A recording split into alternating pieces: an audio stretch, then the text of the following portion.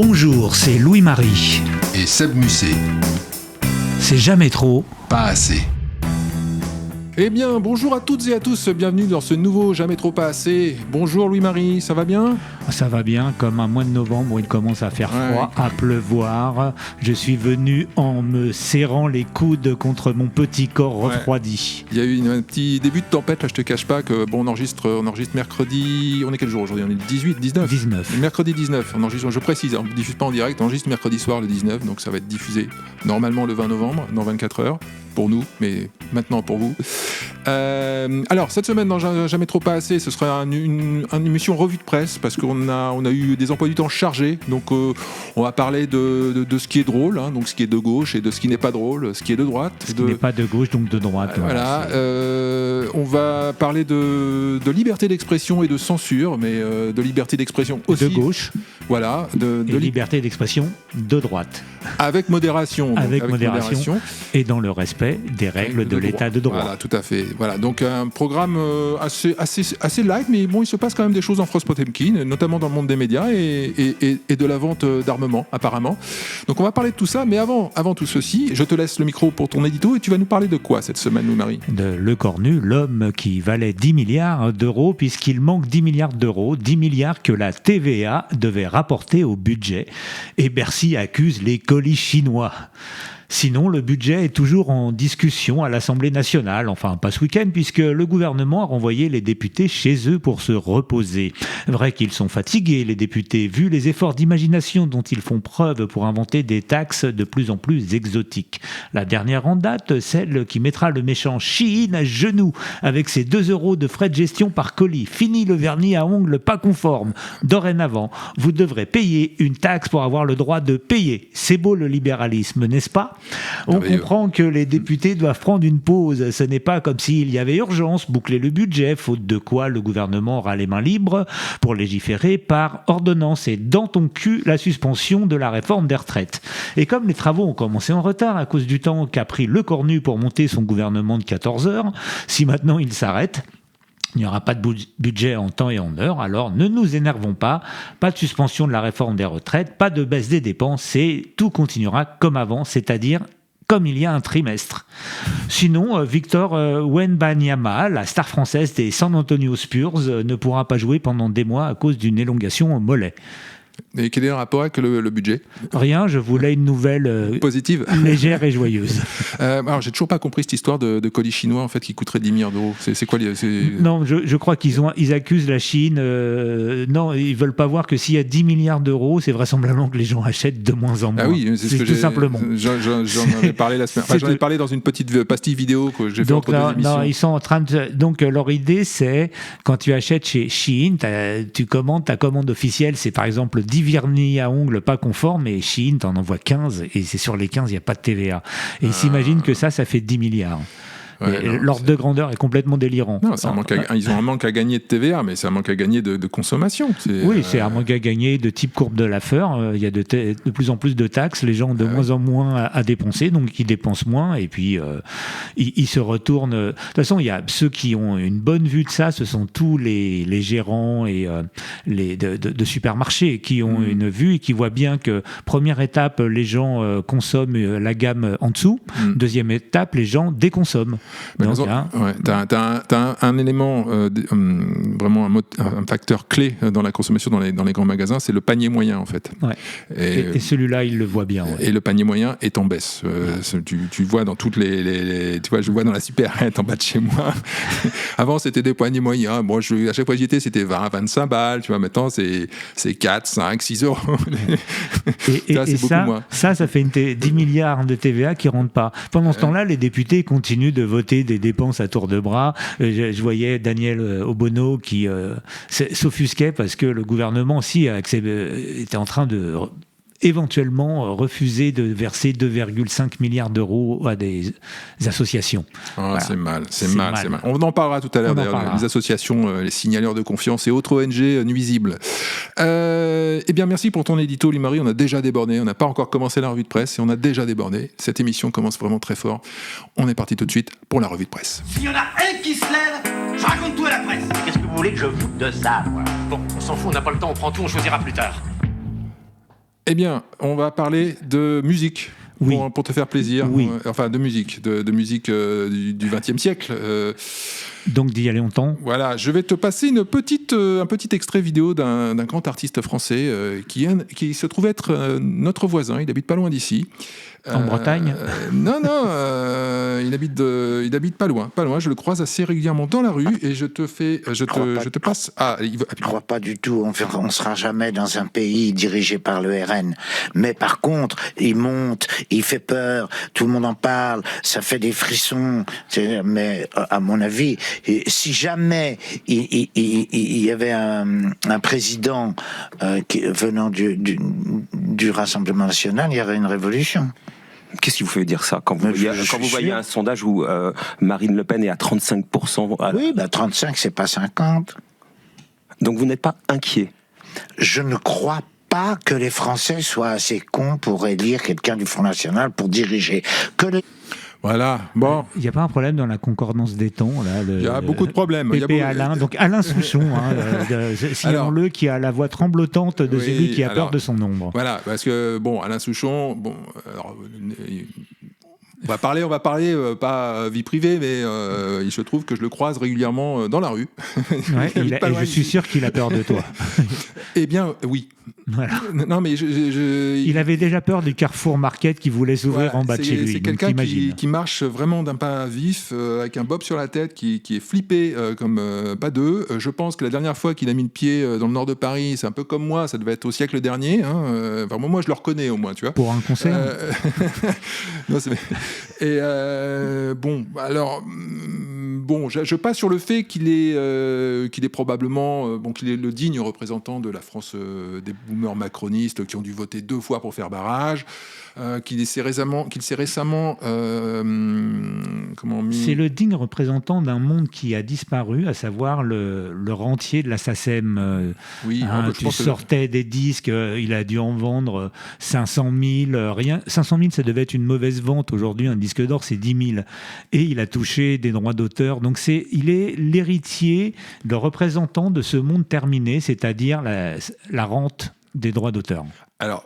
Et il a 81 ans, je tiens à le préciser. Et on précise que notamment, sur le chapitre du droit d'auteur, il fustige le RN, mais s'il y a une corporation qui bénéficie de la préférence nationale, ce sont bien les artistes français. Hein. Et oui, parce que la SACEM est un monopole qui n'a pas voulu entendre parler, par exemple, de l'arrivée de la SACEM belge sur le territoire. Au niveau européen, ça devait se faire comme ça, savoir que organiser une concurrence entre les différentes sociétés de gestion des droits.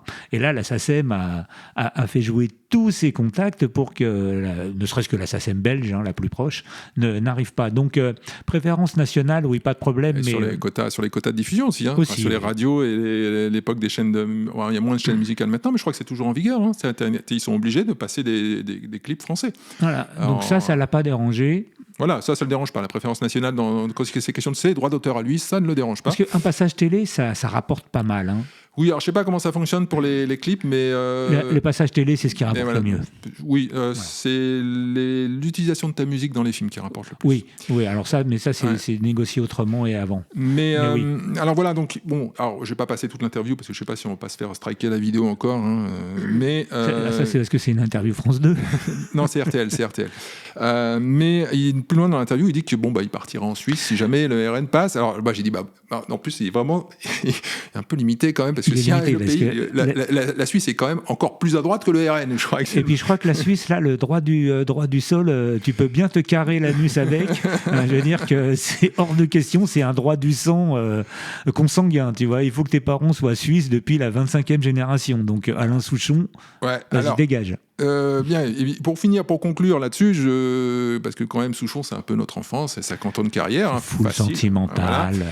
Et c'est quand même quelqu'un qui, au moment de l'époque des fameux votes Maastricht, et bien en amont, quand on nous farcissait le crâne d'Europe, je me souviens quand j'étais au collège, on ne parlait que de ça va être génial, on va tous parler la même langue, on sera dans le même pays, il n'y aura plus de frontières. On sera un grand peuple d'amour. Et à cette époque-là, il nous disait ceci. Pour l'Europe, moi je trouve que de toute façon, tout ce qui se passe au niveau politique en ce moment, les élections et tout, ça entretient une espèce de nationalisme débile et arriéré. Et moi je suis pas du tout pour la France en tant que pays. La France, on s'en fout. Je veux dire, c'est un truc démodé, la France. Économiquement parlant, ça n'existe pratiquement plus. Ni l'Angleterre, ni l'Espagne, ni l'Italie. C'est des pays qui sont vieillots au point de vue économique. Et à mon avis, il n'y a que l'avenir, c'est l'Europe. Il faudrait que ça se fasse le plus vite possible. C'est pour ça que j'ai fait une chanson. Et ben voilà, c'est plus simple comme ça. Alors voilà. maintenant, on a toute la philosophie. On va additionner les 11 milliards de personnes qui ont voté RN. 1, vous êtes des gros cons. 2, vous êtes arriérés. 3, vous êtes des débiles. Est-ce que c'est clair ? Voilà, mais lui, pas un seul instant, il s'est posé la question de la trahison à son propre pays, à son propre aux gens qui ont fait sa fortune en plus. C'est démodé, tu peux pas trahir. Donc, ça n'existe déjà plus dans sa tête. Et c'est fascinant parce qu'il y a une sorte de... oui, il vient d'où ton pognon ? Il y a Arditi qui a enchaîné, là, j'ai vu qu'il le soutient derrière. Bon, j'ai envie de rien attendre de ces gens-là, mais ce qui est fascinant, c'est qu'ils pensent sincèrement, même... qu'on puisse les suivre. On peut démonter leur démonstration en 2 secondes, en 3 clics, tu trouves que bon, ils racontent n'importe quoi, mais ce qui est fou, c'est comment ils peuvent se dire qu'à un seul instant, ce qu'ils racontent va empêcher quelqu'un de voter RN. Surtout que c'est pas comme si ça faisait pas 20 ans qu'on le disait, parce que ça c'est Tapi qui traitait aussi les électeurs du RN de connards, enfin le FN à l'époque. À la limite, et Tapi il avait un peu plus de... il parlait plus avec le cœur, alors que là il fait vraiment une sonde morale. Et j'ai envie de te dire, pour moi c'est un contre son corps d'anthologie, parce qu'en fait là, tu peux avoir des gens qui sont potentiellement indécis, qui n'osent pas franchir le pas et tout, quand ils écoutent ça, directement, ils disent putain, mais tu te fous de nous. Et puis je vais voter RN, quoi, tu vois. Oui. Juste, t'as envie de voter RN juste pour le faire chier.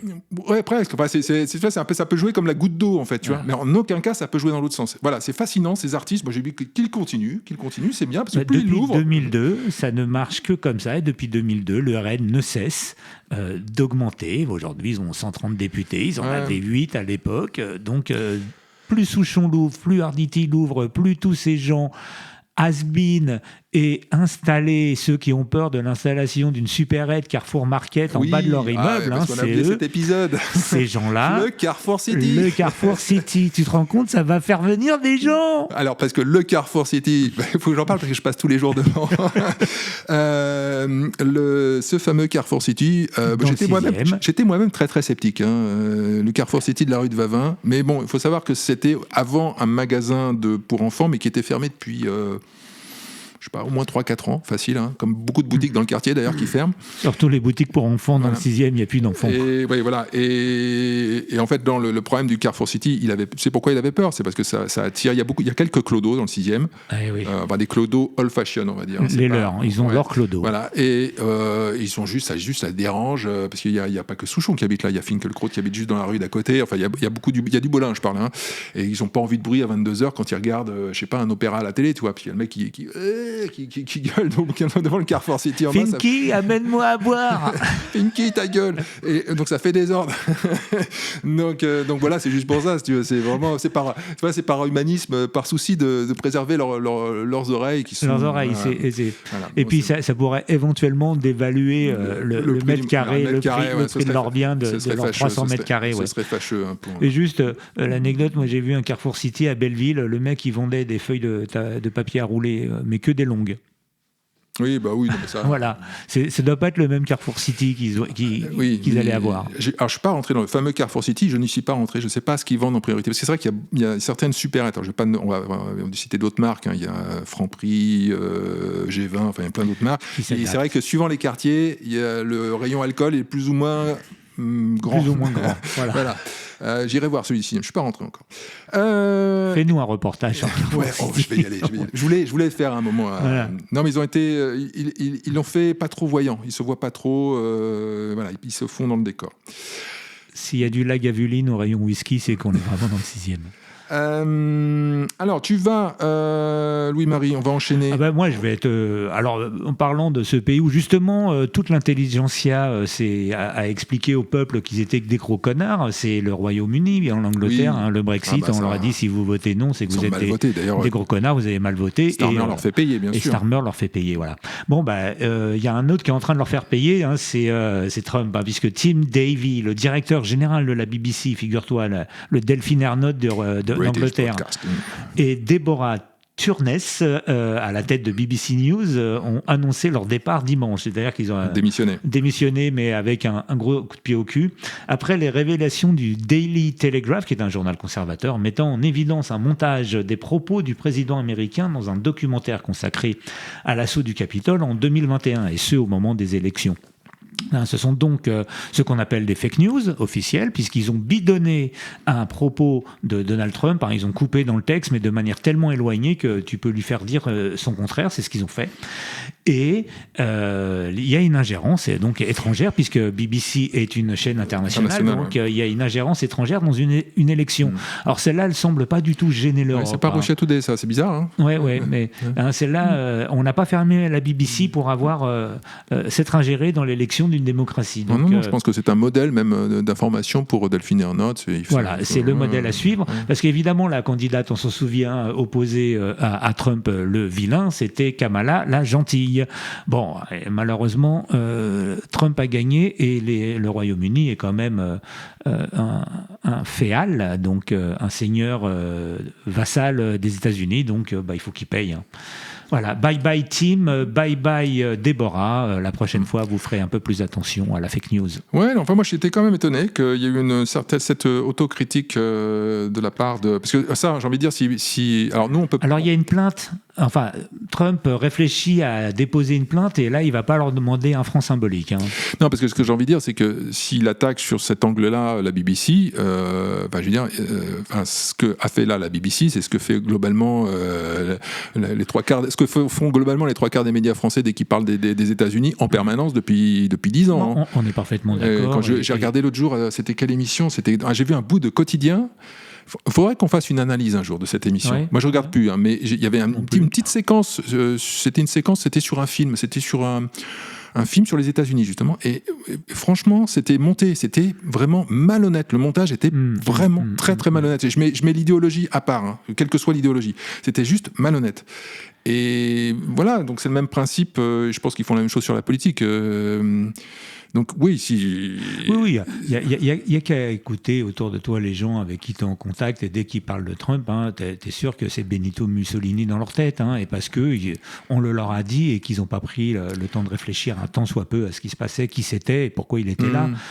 Qu'est-ce que son mot d'ordre MAGA voulait dire, c'est qu'il a tout simplement il a acté le constat du déclin des États-Unis, et en tant qu'Américain, il veut que son pays redevienne ce qu'il a été avant. C'est sûr que c'est pas Souchon qui voudrait ça. Non, c'est bidon. Voilà, c'est bidon. La nation, c'est bidon. La nation, c'est bidon. Alors, toujours le Royaume-Uni, parce que là, Alors, le Royaume-Uni a connu une cyberattaque, et figure-toi qu'il y a une échelle de cyberattaque comme l'échelle de Richter. Alors, ça va de 1 pour une grave cyberattaque, une urgence nationale, à 6 pour un incident local, comme par exemple l'attaque de l'ENT du collège Jacques Brel à Villeparisis. Et là, ils ont eu une cyberattaque de degré 3 sur l'échelle donc définie par le Centre national de cybersécurité britannique. Et il semble qu'à cause de cette cyberattaque, ils ont perdu 0,1% de leur PNB. Donc l'économie britannique est extrêmement fragile. Donc il faut le savoir, on est vraiment peu de choses. Oui, c'est vrai. Mais ce n'est pas une menace à prendre à la légère. Tu verras, ça arrivera un jour en France. Une bonne cyberattaque qui bloque... Voilà, voilà, une bonne cyberattaque. Voilà. Ce sera toujours la photo russe. Il y a beaucoup plus de chances que ce soit les Israéliens qui, eux, sont très doués. Non, ce soit notre propre incompétence, honnêtement. Je pense que ce sera plutôt un truc dans ce goût-là, en fait, qu'une ingérence. Oui. Mais... c'est aussi une cyberattaque. Qui a placé des incompétents ici, à ton avis ? Les Russes. Eh bien, moi, je vais un peu alléger le climat et parler d'humour. Mais le seul humour qu'on peut tolérer, l'humour de gauche. L'humour, c'est comme le gras. Il y a le bon et le mauvais. Donc, il y a le bon humour qui est insaturé, et il y a le mauvais humour qui est saturé. Donc, on va parler de l'humoriste Pierre-Emmanuel Barré qui... que je ne connaissais pas avant que tu m'en parles. Alors, c'est une longue histoire, Pierre-Emmanuel Barré. C'est un ancien de France Inter. Enfin, c'est un ancien humoriste que moi, je suis depuis très longtemps. De tous ses débuts, je le trouvais très, très drôle. Et il a été très actif au moment du pass sanitaire, d'ailleurs. Il faisait son journal confinés. C'était très très drôle. Et il avait déjà été saqué de France Inter, déjà, je crois, à l'époque, par Nagui. Ce qui est plutôt un gage de qualité. C'est plutôt, j'allais dire, voilà. oui, ça c'est bien sur le CV. Et il avait, en plus, je crois que il s'était auto-saqué, en fait. C'est-à-dire que Nagui lui avait fait une remarque, il a dit, si c'est comme ça, je me casse. Voilà. Et donc voilà, plutôt bon. Crédit positif. Voilà. Et donc là, il fait partie de l'écurie maintenant avec Maurice. Radio Nova. Radio Nova, dans l'écurie du milliardaire Pigasse, le gentil milliardaire sympa aux idées progressistes, en opposition au méchant milliardaire. Bon milliardaire, mauvais milliardaire, bon humour, mauvais humour. Voilà. Et il se trouve que Pierre-Emmanuel Barré aime bien transgresser. Franchir les lignes. Voilà, franchir les lignes. Et bon. Là, il a franchi les lignes, mais bon, en comparant la police à Daesh. Non. Bon, je vais même pas critiquer le fond. Il y a des choses à dire sur la police et on en parlera, mais tout de même. Moi, je l'ai déjà dit, je le répète ici, je suis pour la liberté d'expression totale, donc vraiment totale. Voilà. Oui, moi aussi. Donc il se trouve nous sommes pour la liberté d'expression sans limite. C'est pas que ça me choque ou ça me choque pas. Pour moi, il y a pas de. Ce sont des mots et les mots, c'est des mots. Il y a pas. Ce ne sont pas des. La question que j'ai envie, que je pose, c'est est-ce drôle ? Alors ça, c'est on va dire, c'est subjectif surtout. Ce qui se trouve dans la deuxième partie, c'est que le ministre de l'Intérieur, Laurent Nunez, a porté plainte contre. Alors je sais pas si c'est contre Nova ou contre Barré. Je pense que c'est l'équivalent, et que Nova soutient bien évidemment son humoriste. Et de toute façon, ils ont raison de le soutenir. Et il a très peu de chances de gagner de toute façon Nunez au tribunal. Oui, c'est de la com, c'est pour dire je défends mes policiers. En fait, c'est plus de la com pour ces troupes que contre Barré. Vraisemblablement, ils sont fous. Moi, ce qui se passe, bien sûr, c'est qu'il y a toute la gauche qui est derrière. La police, c'est Daesh, machin, voilà. Et donc, attention, c'est le fascisme. Voilà, le fascisme, le bruit des bottes des nazis à nos portes. Et il est encore fécond. Les mêmes personnes qui, il y a 4 jours à peine, t'insultaient si tu osais dire que les attentats terroristes du Bataclan étaient islamistes. Ne dis pas ce mot, s'il te plaît. Oui, alors on en parlera à la fin d'émission. On a eu beaucoup de problèmes avec l'émission sur les attentats du Bataclan. On en parle à la fin de l'émission. Restons sur Pierre-Emmanuel Barré. Voilà. Donc ce sont des gens qui lancent des fatwas, qui cancel à tout va dès que tu as dit un truc de travers, que tu as bu un verre avec un copain de l'arrière-cousin du compte. Si tu as liké un post sur Blue Sky, ça fonctionne comme ça. Si tu likes un post, tu te retrouves dans des listes de blocage jusqu'à la 7e génération. Ça, c'est un truc, c'est impitoyable. Mais là, bon, évidemment, c'est un scandale. C'est donc le fascisme est à nos portes, parce que évidemment, on porte plainte contre une blague. Jusqu'à ce que Pierre-Emmanuel Barré mette sa main dans la culotte de sa sœur, et là, on va le retrouver crucifié sur une porte un soir de pleine lune. Donc voilà, donc un petit indice chez vous pour distinguer un bon milliardaire d'un mauvais milliardaire. Alors un mauvais milliardaire, c'est Sterrin, Bolloré. Voilà, un bon milliardaire, c'est Pigasse. Et quand par exemple C8 disparaît suite à une demande de la France Insoumise et que ça met 400 personnes au chômage, c'est du progrès, c'est la démocratie qui s'exprime, qui triomphe. Voilà, qui triomphe. Et par contre, quand Radio Nova est vaguement menacée pour une mauvaise blague, bien sûr, c'est le fascisme. C'est la démocratie qui risque de disparaître. C'est la liberté d'expression au péril et le fascisme à nos portes. Voilà, donc il faut apprendre à faire ces distinctions de notions, de valeurs et de concepts. Cette revue de presse a au moins ce mérite-là, c'est que j'espère que les gens comprendront qu'après l'avoir vu, ils pourront enfin trier le bon grain de livret. Voilà. On est là pour livrer cette grille de lecture qui somme toute, simplifie la vision du monde. Parce que moi, oui, si j'ai toujours eu du mal avec... si j'ai de plus en plus de mal avec de gauche, c'est que je trouve ça de plus en plus compliqué intellectuellement. Ils sont nés au cerveau. Voilà, donc c'est un peu pour ça. Moi, j'aime les choses simples, tu vois. J'aime ranger mon fromage blanc toujours sur le même étage dans le frigo. Oui, bon, on avait cru comprendre ça lors de la dernière émission, où tu as fait preuve d'une certaine pondération dans tes heures de coucher. Donc voilà. À propos, tant qu'on est sur liberté d'expression, le méchant Bolloré, on a appris également, c'est double actu pour le groupe Bolloré cette semaine, double actu judiciaire, puisque donc CNews est condamné pour climato-sceptisme, parce que il y a là vraiment des mots et des concepts, qu'on ne peut pas négocier. Qu'on ne peut pas négocier. On ne peut pas en discuter. Non, il y a un réchauffement climatique. Voilà. Sache-le. Voilà, je le sache. Sache-le bien. Voilà. Je le sache. Tu peux inviter Zuckman sur tous les plateaux du service public qui peut raconter n'importe quoi du soir au matin. Il n'y a pas de condamnation. Ça n'est pas discutable. Non, ça n'est pas discutable. Je ne permets pas. Et il y a également une attaque de France Télévisions contre le groupe Bolloré, je cite, pour dénigrement concerté. Voilà, je ne sais pas trop ce que ça veut dire. Dénigrement je crois concerté. qu'ils veulent saisir l'ARCOM là-dessus. Alors, il va falloir qu'on fasse attention parce que si on commence à penser la même chose et à le dire sur cette antenne, c'est du dénigrement concerté. Voilà, donc il faudra que, à l'avenir, quand tu dis quelque chose, je m'oppose à toi pour dire ça n'est pas concerté. C'est comme quand on dit Carrefour City et Franprix. Il faut dire les deux marques. Okay, c'est ça. Franprix City. Franprix City. Ces gens n'ont strictement plus rien à faire. Ils sont vraiment trop bien payés à ne rien foutre. Alors moi, j'ai juste envie de dire que, en ce qui concerne France Télévisions versus CNews, CNews, on peut, nous, youtubeurs, diffuser des images de CNews, ils nous emmerdent pas, et que France 2, ils veulent pas, ils strike, France Télévisions, ils strike, ils nous interdisent, donc ils sont tellement assis sur leurs droits, par ailleurs étant des chaînes publiques et payées par la redevance, donc qu'ils ne s'étonnent pas si on diffuse plus facilement du CNews que du France Télé. Oui, c'est ce que je peux constater de ma récente incursion dans le monde youtubesque que je ne connaissais pas. C'est un environnement impitoyable. Toi, tu viens du même siècle que Souchon. Voilà, je viens de la galaxie Souchon. Après, tu peux parler de ma pondération. 6e arrondissement Power. France Télévisions, dès que tu mets une vidéo de France Télévisions, on en a mis, ça fait sauter les vidéos. Enfin, c'est une catastrophe. Donc, on va mettre du CNews à fond parce qu'au moins, on n'a pas de problème.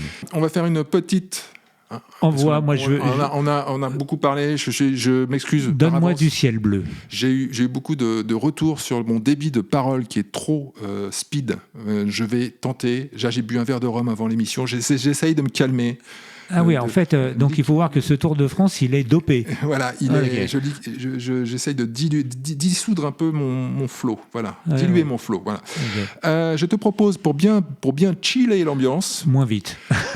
Je te propose, pour bien tuer le game et vraiment aplatir l'ambiance, de te passer un petit morceau de Nathalie Loiseau. Ah bah, fais comme un loiseau. Allez, c'est parti. Il y a des propositions qui ont été faites par la Commission européenne pour lutter contre les ingérences, mais plus largement pour protéger nos démocraties de ce virus qui vient de l'extérieur, mais parfois qui vient de l'intérieur. Et pour moi, après 10 mois de travail, il y a une chose qui me frappe, une évidence, c'est que si nous voulons protéger la qualité de l'information, il faut commencer par protéger les médias et protéger les journalistes. Et je suis très inquiète de ce que je vois dans mon pays en ce moment. C'est une trumpisation du débat public, où dès qu'un parti politique est mécontent de la façon dont quelque chose est traité, il se livre à des attaques en meute contre les journalistes. Ça a été le cas, par exemple, de l'extrême droite vis-à-vis de Thomas Legrand, on s'en souvient. Ça a été le cas, et c'est très malheureux, de la ministre de la Culture vis-à-vis de Patrick Cohen, elle l'a même menacé. Ça a été le cas, et c'est souvent le cas, de LFI vis-à-vis de beaucoup de journalistes. Vous en avez fait les frais.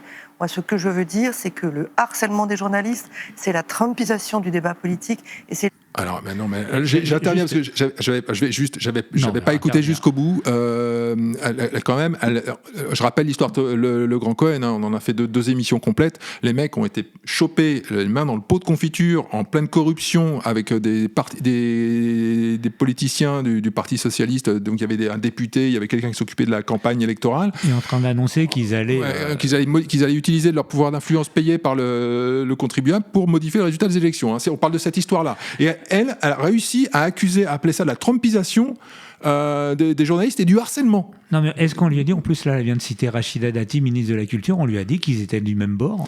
Ah non, mais elles étaient du même bord. Enfin, oui, alors Nathalie Loiseau, qui je crois va prendre la tête de ce machin du European Democratic Shield. Ouais, encore.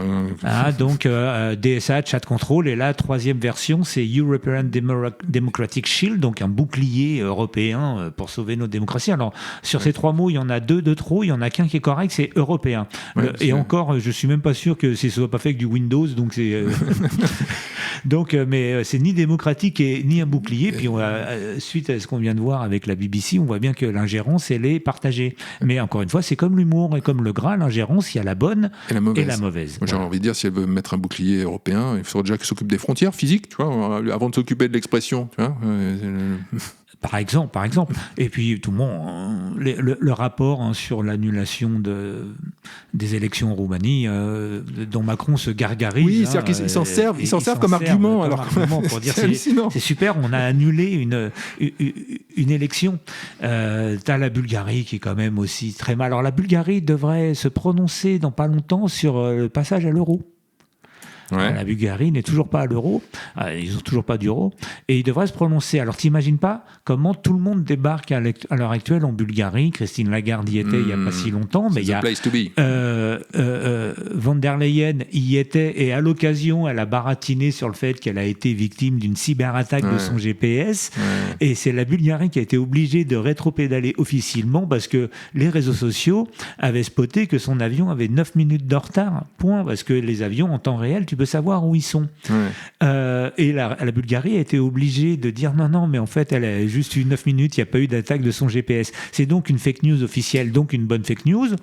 Et c'est juste pour dire là où je reviens, c'est que Von der Leyen, si elle est en Bulgarie, si Christine Lagarde est en Bulgarie, c'est qu'ils vont devoir se prononcer pour le passage à l'euro, et ils sont contre. Les Bulgares, oui. Les Bulgares, hein, mais t'inquiète, ça va passer. Mais ça va passer. Bien sûr, ça va passer, mais non, mais en fait, pour la démocratie. Ouais, et le respect de l'état de droit. Non, mais je pense que ces gens-là, en fait, il faut qu'ils suppriment tout simplement Internet, en fait, là, parce que. Je crois qu'il faudrait qu'ils suppriment Internet et les élections. Oui, en fait, voilà, parce que ça les fatigue.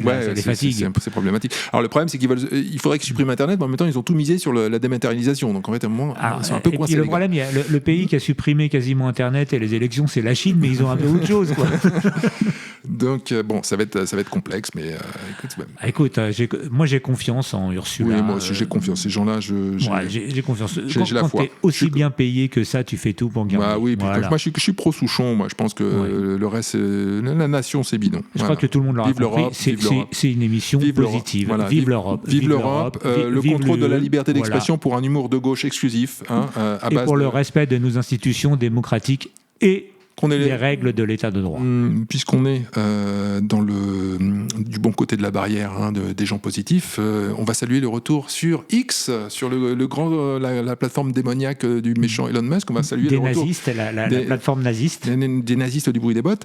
On va saluer le retour de nos amis des soulèvements de la Terre qui, 10 mois après être partis sur Blue Sky en claquant la porte de cet espace intolérable de fascisme qui était X, reviennent tranquillement depuis quelques jours. Sans faire de bruit, sans le bruit des bottes, en fait. Je crois pour soutenir Pierre-Emmanuel Barré, justement, je crois. C'est à vérifier. Mais qui est resté sur X je ne sais pas s'il est resté sur X, je crois qu'il est resté sur X, je crois qu'il est... je ne sais pas, mais en tout cas, les soulèvements de la Terre le soutiennent. Et d'ailleurs, Attaque aussi, j'ai vu. Attaque. Enfin, voilà. Bon, alors, pour celles et ceux qui vont encore un petit peu traîner sur Blue Sky, alors, de toute façon, déjà, tu vois que le ciel bleu et les soulèvements de la Terre, ça ne pouvait pas aller ensemble. Faites une petite brève de Blue Sky, là. Voilà, alors, Blue Sky, moi, j'y vais, alors, pas très souvent, mais j'y vais un peu. Je vais même plus. C'est un endroit... comment le décrire en fait ? C'est une salle de gênerie, on geint sans cesse sur le fait qu'on est victime de harcèlement de la gauche, de l'extrême droite et du bruit des bottes qui nous harcèlent sans cesse. On dresse des listes de blocage des opposants, et on se lamine. On se lamine, alors il n'y a même pas... et même quand tu es de gauche et que tu es... tu vois, parce que Sleeping Giant se fait laminer, par exemple. Alors, Sleeping Giant qui appelle qui a striké le roi Merlin pour une pub... pour le média Frontière, qui est le média de droite, pas d'extrême droite même. Non, donc... ultra-fasciste. Oui, voilà, du nazi du bruit des bottes. Du nazisme, des nazistes du bruit des bottes. Eh bien, Sleeping Giant, sur Blue Sky, ils arrivent à se faire dégommer parce que, ils sont sous harceleurs, un truc comme ça. Il y a un truc, voilà.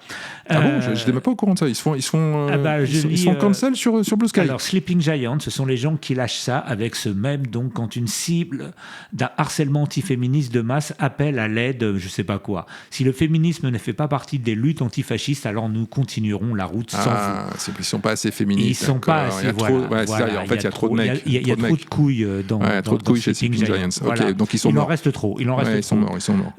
Et donc voilà, Blue Sky, c'est ça. C'est Sleeping Giants.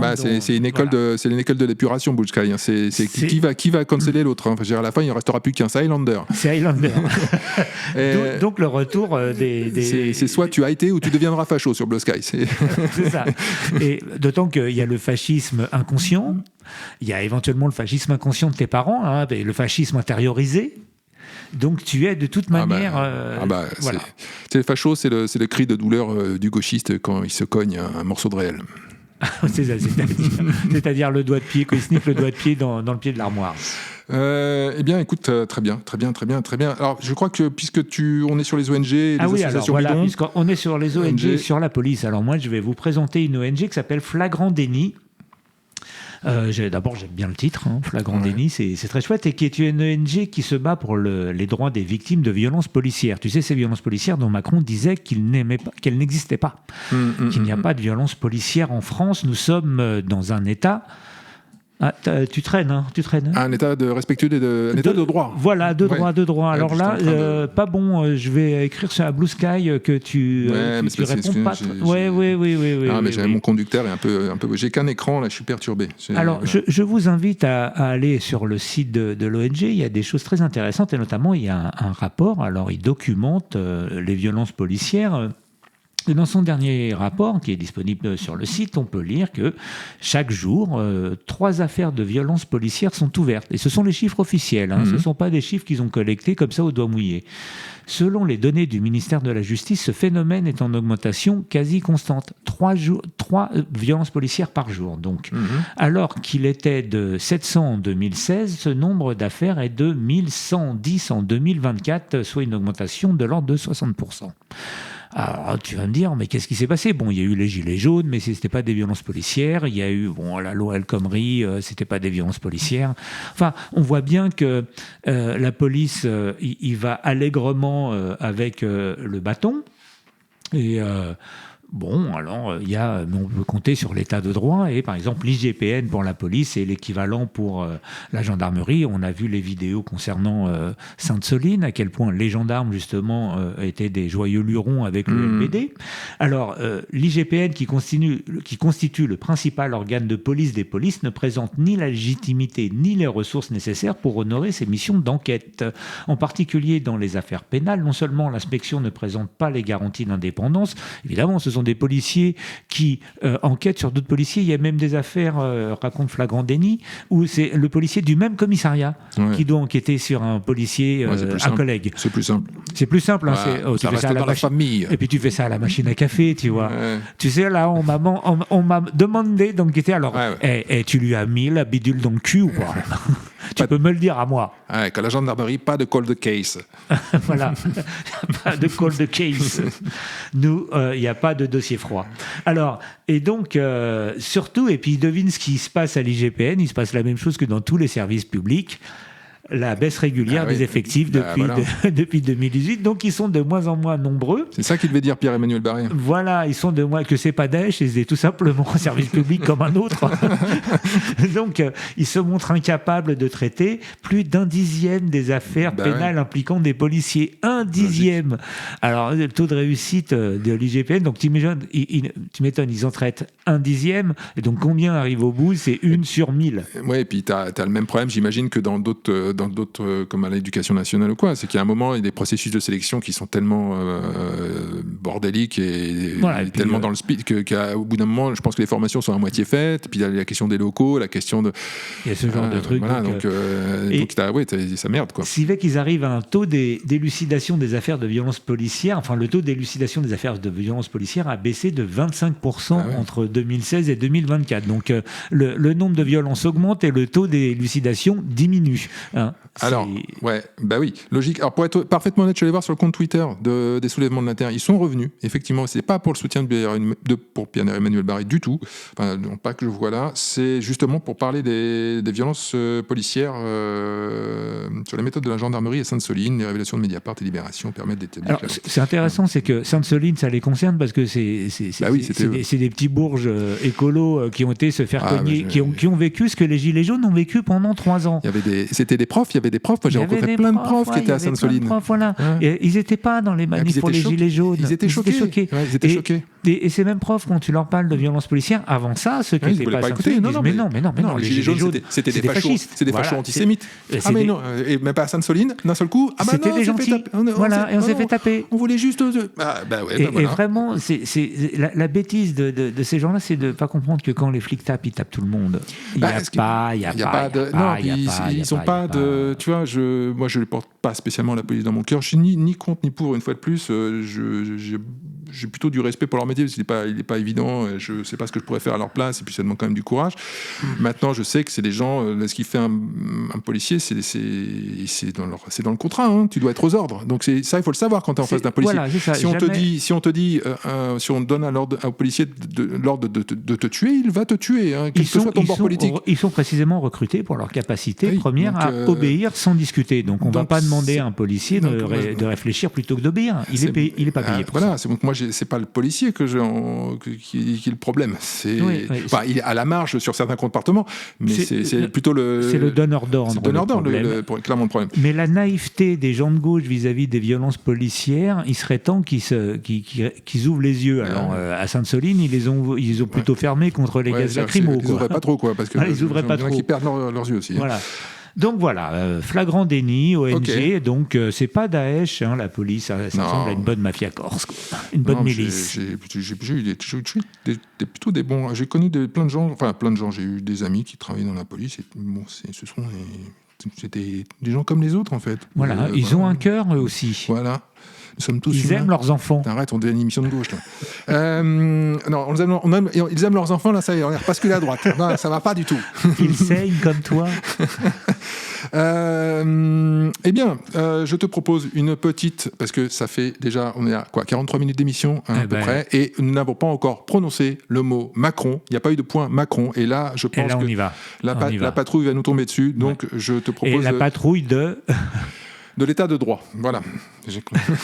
Ah, la patrouille. La patrouille, eh oui. Ah ouais, mais ne me fais pas des signes, on est à la radio. On te voit pas à l'image, et les autres t'écoutent à la radio, et lui me fait des signes. Non, c'est pas comme ça que ça marche.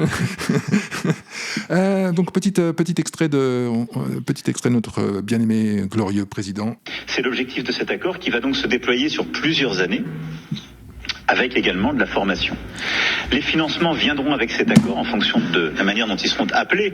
Aujourd'hui, comment nous finançons notre soutien à l'Ukraine ? Nous le finançons avec pour partie nos contributions propres, c'est dans la loi de programmation militaire, avec les instruments que nous déployons au niveau européen. Par exemple, les bombes guidées que j'évoquais sont financées avec la Facilité européenne de paix.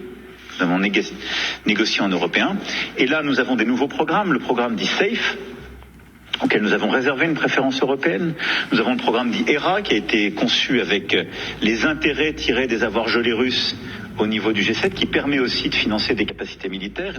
Bon, voilà. Alors, c'est Oura, youpi, tralala, parce que bon, là, je vous ai passé un peu les méthodes de financement de Vive l'ONU, la préférence européenne. Je me suis endormi. Voilà, moi aussi. Je pense que c'était une très, très, très, très mauvaise interlude. Donc, en fait, la grosse nouvelle géopolitico-économique de la semaine, enfin, le gros foutage de gueule, surtout, c'est que la pseudo-vente de 100 Rafales. Alors, donc, c'est une lettre d'intention. C'est-à-dire que Zelensky l'a dit, j'aimerais bien t'acheter. Voilà, donc Macron et Zelensky se sont rencontrés et il y a une belle image que je vais passer là en illustration, avec une signature d'un contrat pour une centaine de Rafales pour l'Ukraine acheté par Zelensky.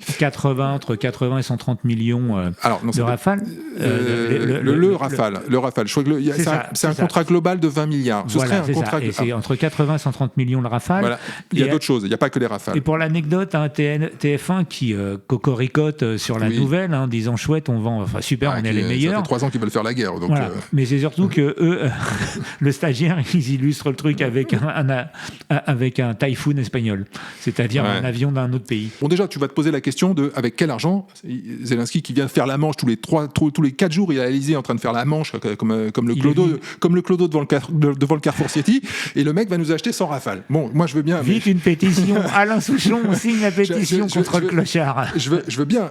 Mais avec quel pognon il va payer? C'est simple, il va payer avec le nôtre. Voilà. Donc, tu sais, c'était Coluche. Hein, donne-moi ta montre, je te donne l'heure.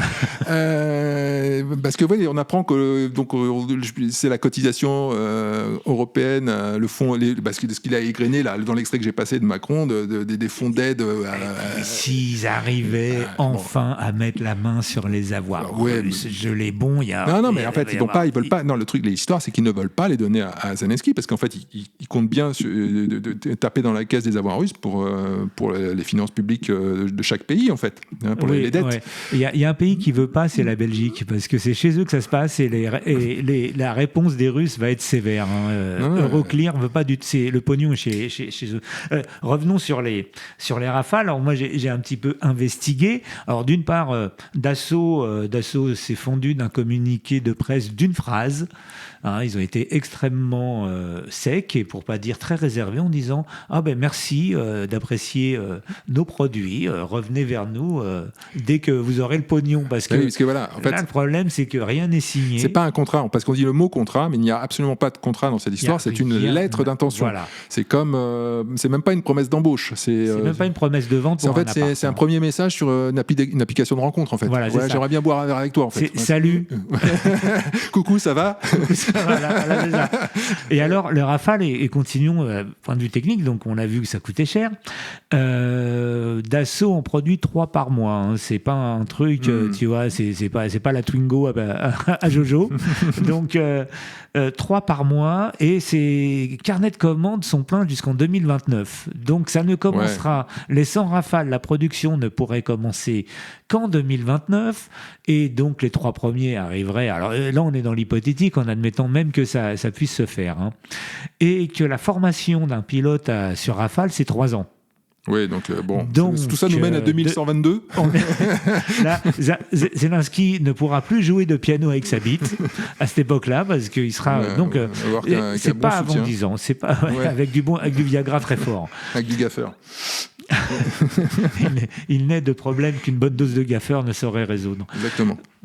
Donc on n'est pas, il verra pas le début de la queue d'un avion traversé. Oui. Moi je m'interroge sur cette. En attendant, l'action d'Assaut a pris 7%. J'ai vu. Je m'intéresse à ces choses-là. Mais il a été en Suède aussi.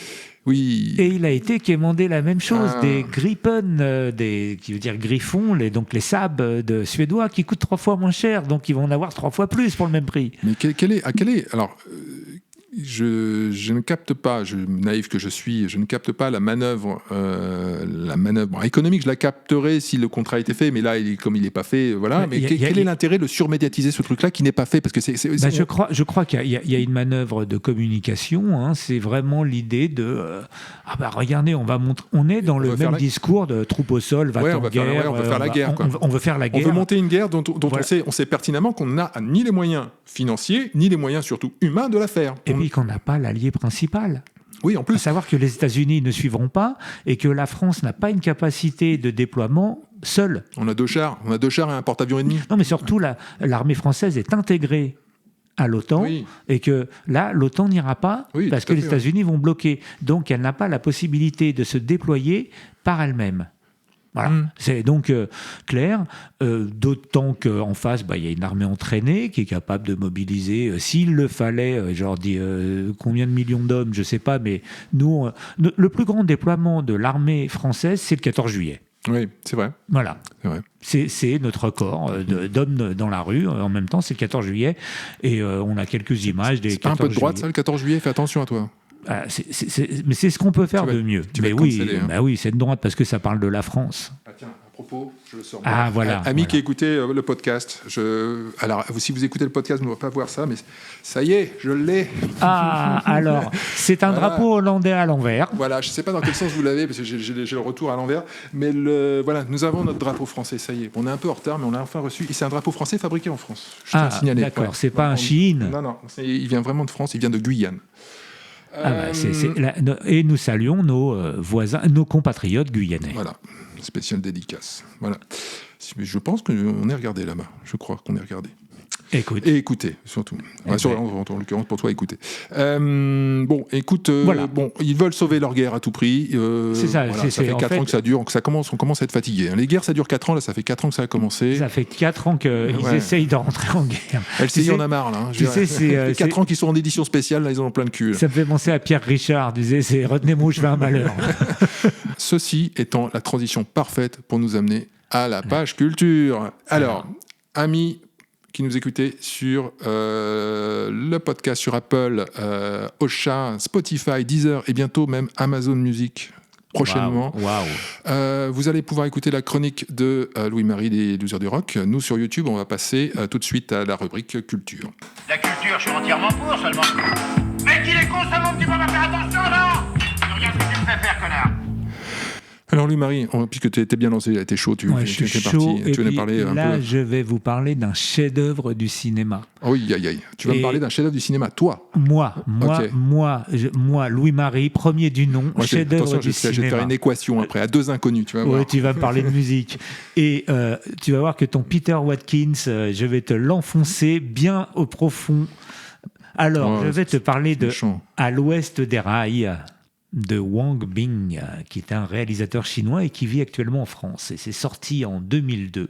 C'est un film en 3 parties qui dure 556 minutes, soit plus de 9 heures. Ça va, c'est raisonnable. Ça va. Que l'on passe dans un complexe industriel chinois en voie de démantèlement. Donc en plus très gai. Alors radical dans sa construction parce qu'il n'y a pas de voix off, il n'y a pas de contre-champ, c'est caméra au point et sans équipe. Wang Bing se pose dans un coin de la pièce, il filme inlassable des heures et des heures d'images. Autrefois, grand pôle industriel au nord-est de la Chine, Tixu, alors ma prononciation n'est certainement pas la bonne, voit depuis quelques années ces sites industriels fermés les uns après les autres et leur population ouvrière rendue à la déshérence. Pendant 2 ans, Wang Bing a suivi le quotidien de ces témoins devenus libres de leur temps, comme le sont les grands malades, résignés, étrangers à ce monde qui les laisse derrière lui, seuls et sans perspective. C'est la durée d'un lent et inéluctable effondrement, la dislocation du plus grand complexe industriel public de Chine, édifié en 1933 par l'armée japonaise et reconverti lors de l'instauration de la République populaire en 1949. Ce complexe fonctionnait encore à plein régime dans les années 80, où 1 million de travailleurs faisaient tourner la centaine d'usines en activité, auxquelles le film offre un dernier hommage et une sépulture. Dans un siècle, ce film documentera l'histoire de la Chine. D'accord. Donc tu me dis, ça s'appelle À l'ouest des rails. À l'ouest des rails. D'accord. De Wang Bing. Et alors Wang Bing, et on le trouve, alors c'est super, on le trouve sur YouTube sous-titres en français. D'accord. Alors, j'en profite. Je rappelle que nous faisons sur YouTube une playlist des musiques de Jamais trop pas assez, les musiques dont on aborde dans la rubrique les Losers du Rock, mais pas que, d'autres titres qui peuvent être en rapport avec l'émission. Et il y a également maintenant une playlist Le cinéma de Jamais trop pas assez, où il y a quasiment l'intégralité des films dont j'ai parlé sur Peter Watkins en entier et sous-titré en français. Et donc il y aura le film chinois en plus qui sera disponible. On peut le trouver, il est sous-titré en français. Alors moi je ne vais pas faire de chronique culture cette semaine parce que le programme est chargé. J'ai pas trop le temps pour monter l'émission cette semaine. Nous avons divers emplois chargés et bon voilà. Donc je vais directement enchaîner sur la dernière partie de l'émission qui est un retour sur la dernière émission que nous avons fait avec Célina sur les attentats terroristes islamistes. Alors je le précise parce que ce mot nous a valu beaucoup de problèmes, alors aussi bien avec YouTube Je passe sur les détails. C'est pas qu'on a été censuré, mais clairement la vidéo elle est passée à la trappe. Ouais, voilà, elle n'est pas rentrée dans la boucle de l'algorithme. Et j'ai eu un message de YouTube sur un des shorts. Bon, ils ont fini par passer l'émission, mais enfin clairement ce mot pose problème. Et j'ai eu des commentaires qui ont posé problème aussi. Mais alors ça c'était pas sur YouTube puisque l'émission n'a pas été trop vue, mais il y a eu beaucoup de gens qui ont critiqué. Alors j'ai eu des... Moi, c'est plutôt sur la page Facebook qu'on a eu ça, sur le fait que l'islamisme était un concept occidental. Il y en a même qui ont presque remis en cause le fait que ce soit lié à l'islam tout court, d'ailleurs. Donc, clairement, c'est un mot qui pose problème à plein de gens. Alors, il se trouve que j'avais fait une vidéo que je n'ai pas pu passer entre-temps, entre l'émission qu'on a fait et aujourd'hui, il y a eu les commémorations. Cérémonies, vous n'aurez pas ma haine. Voilà, on ne pouvait pas imaginer, parce qu'on a enregistré l'émission la veille, on ne pouvait pas imaginer que ce serait de ce niveau-là. On avait imaginé, on sentait venir le truc, mais à ce point-là, je ne pensais pas qu'il y aurait la chorale avec les gens et le mec d'Eagle of Death Metal qui vient chanter avec les cloches et tout. Ouais, pas de cloches, mais c'était religieux, mais... Et mon amour sera toujours plus fort que ta haine. Voilà, c'est avec Tony Estanguet qui était là. Enfin, on va dire, bref, ils ont transformé ça en cérémonie des JO, en gros. Oui, c'est ça que je veux dire. C'était la cérémonie d'ouverture de la saison du terrorisme. Moi, j'ai pas le souvenir qu'on ait fait ça pour aux Aratora, l'école, les attentats contre les Juifs en 2012. Il n'y a pas eu ça. De ma mémoire, je n'ai pas le souvenir d'une cérémonie comme ça. Moi, je comprends. J'ai pas souvenir que les Russes aient fait ça non plus à Moscou. Oui, chacun processe son deuil, enfin le souvenir. Et je comprends qu'il faille faire des hommages. Je remets même pas ça en cause. Moi, j'ai un prime de fond. Pour moi, si tu veux, je vois pas comment on peut commémorer une bataille perdue alors que la guerre n'est pas gagnée. Voilà, et puis, je crois que les plus grandes douleurs sont les douleurs muettes. Celle-ci fait trop de bruit pour être honnête. Voilà. Alors, le même jour, il se trouve que tout ceci faisant partie je suis désolé de le dire, mais d'une opération de com, le même jour, enfin le matin même. Donc, toi, quand tu bosses un peu dans l'édition, tu sais que c'est compliqué à mettre en place. Donc, tous les Parisiens ont reçu ceci. Donc, le journal de Paris, d'Anne Hidalgo, donc Anne Hidalgo, avec une belle photo d'Anne Hidalgo qui date d'au moins 15 ans. Voilà, et je l'ai lu. Donc, c'est essentiellement consacré aux attentats. Merci, la devise de Paris, fluctuat nec mergitur. Oui, j'ai dit mergitur comme vergiture, mais bon. J'ai pas fait la nec mergitur. Non, mais je suis un plouk. Tu es un gros plouk, t'es même pas de Paris. Je suis un clandestin, moi, dans le quartier. T'es un plouk. Donc, sur le fluctuat, la croisière s'amuse, donc bien sûr diversité respectée, tous les codes couleurs seront représentés. La MDPH contre 1, c'est pour les handicapés. Voilà, ils se souviennent. Et enfin, ils se souviennent. Puis évidemment, dernière page, enfin quatrième de couve, tous place de la République le 13 novembre. Dans tout ça, je l'ai lu d'un bout à l'autre. J'ai fait une recherche de caractère avec l'éditeur. Il n'y a pas une seule fois le mot islamiste. Oui. Pas une seule mention. Alors, pas tout à fait vrai, il y en a une. Elle est à la fin dans entre guillemets. Elle n'est pas entre guillemets, tu sais, elle est dans les trucs les contributions en petits caractères de l'opposition. Ah oui, donc c'est l'opposition qui. Il se trouve qu'il y a un seul groupe qui en a parlé. Me dis pas que c'est le RN. Non, ils ne sont pas dedans. Le RN, ils n'ont pas de conseiller. Ils n'ont pas de conseiller. Figure-toi que c'est Union Capitale. A priori, c'est un truc de... Tu l'as entouré en rouge, je le vois d'ici. Voilà, c'est ça. Je l'ai entouré. Islamiste, c'est marqué là. C'est la seule occurrence du mot islamiste dans l'intégralité de la publication. Bon, là, déjà, on sait que le groupe Union Capitale est un groupe de nazistes. Non, c'est Édouard Philippe, une association écolo, Édouard Philippe. Voilà. Édouard Philippe, écolo. C'est même pas les plus à droite, c'est ça qui est fou. Et donc voilà, on ne sait pas. Il y a eu donc des attentats. C'est totalement consacré à des attentats, mais on ne sait pas de qui. On ne sait pas de qui. Voilà, les Pokémon, les Teletubbies, on ne sait pas. Bon, voilà, bref. Faites attention à la menace Pokémon.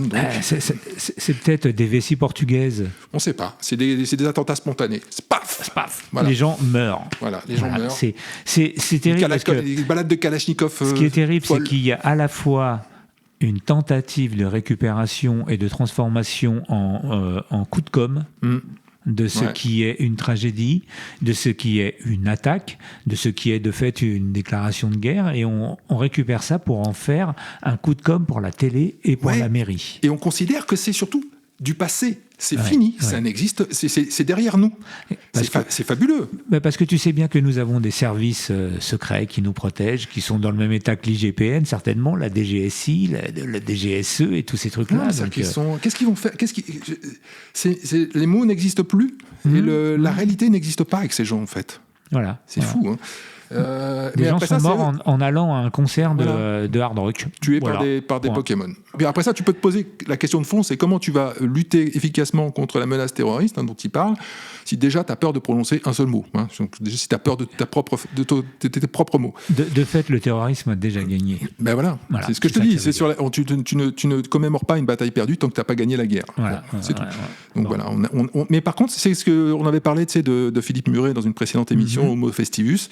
Et ben c'est typique, on est là-dedans. C'est la fête pour la fête. On ne sait faire que la fête et la commémoration. On ne sait rien faire d'autre. Et Philippe Muret, c'est qui parlait des mutins de Panurge. Donc voilà, c'était mon petit coup de gueule de fin d'émission. Merci d'avoir. Alors je vous invite à aller voir cette émission parce qu'on a fait une très bonne émission. Moi je trouve qu'elle était très bien cette émission avec Célina. Très bien, elle était pondérée. On a appris plein de choses.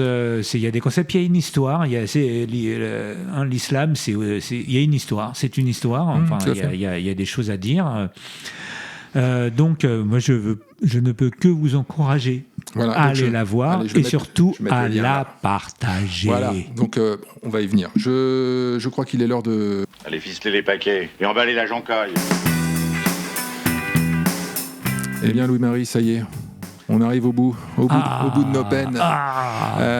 C'était trop court, mais vous c'était n'aurez bon. pas ma peine. Alors, on va vous remercier de nous avoir suivis. Je te remercie, Louis-Marie, d'être venu, d'avoir bravé les éléments vraiment déchaînés. Ah ben là, en plus, il faut que je récupère mon bateau maintenant pour rentrer. Alors, on va vous remercier de nous suivre. J'avais parlé dans une précédente émission qu'on manquait d'abonnés. Là, vous avez compris comment marche le bouton abonner. Ça fait plaisir. Je vous remercie. Abonne-toi. Voilà. Maintenant, on voudrait que vous appreniez à appuyer sur le bouton partager. Voilà. C'est quand même des vidéos à caractère pédagogique et éducatif. Voilà. Donc je vous invite à partager ces vidéos si elles vous plaisent. On va essayer d'en faire plus. On va faire des petites pastilles entre deux émissions si on peut, si on a le temps. Parce que c'est vrai qu'on est un peu charrette en ce moment. Ouais, là, c'est la fin d'année parce qu'il faut qu'on s'achète un sapin en plastique. Voilà. Sur Chine. Voilà. Si donc il y arrive à temps. Donc on vous remercie. On vous invite à suivre nos émissions donc sur YouTube, vous abonner, partager les émissions, suivre notre page Facebook, nous écouter dans le métro en podcast sur Apple, Spotify. Je profite de cette fin d'émission pour passer un appel à témoins. Nous allons faire une émission sur le vote RN chez les enseignants. Les fascistes! Et on aurait besoin de témoignages d'enseignants, alors qui votent ou pas RN, mais qui nous parlent de la thématique. Alors, je précise, si vous ne voulez pas apparaître à l'image, même si vous ne voulez pas que le son... Et même si vous voulez qu'on modifie votre voix, il n'y a aucun problème. Voilà, c'est juste pour avoir votre... On veut documenter le fait que voilà. Les enseignants, jadis force vive du Parti Socialiste, votent à droite de plus en plus, voire de plus en plus à droite. Et plutôt les jeunes enseignants. Voilà. C'est surtout ça qui nous intéresse. Donc voilà, si vous nous contactez, vous envoyez un mail à jamaipodcast@gmail.com et puis on s'arrange, on discute au téléphone et puis voilà, on voit comment on fait. D'ici là, passez une bonne semaine, profitez bien de ce merveilleux temps qui est splendide. Restez chez vous au chaud, c'est la saison du chou et de la soupe. Voilà. Et je relance une troisième fois le jingle.